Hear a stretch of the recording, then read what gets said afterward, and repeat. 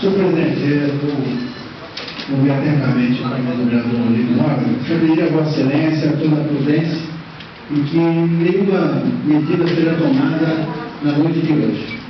E seja analisado com todo cuidado e que nenhuma decisão, estou apelando a Vossa Excelência para que nenhuma decisão seja tomada na noite de hoje. Está aqui entregue o vereador Rodrigo, uma documentação, questão de ordem, vereador Carlos Andrade.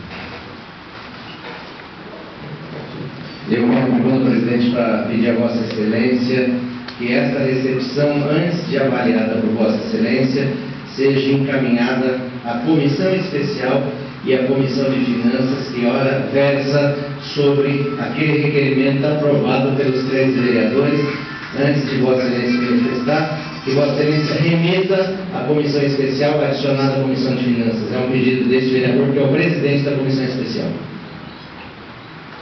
Senhores vereadores, está entregue.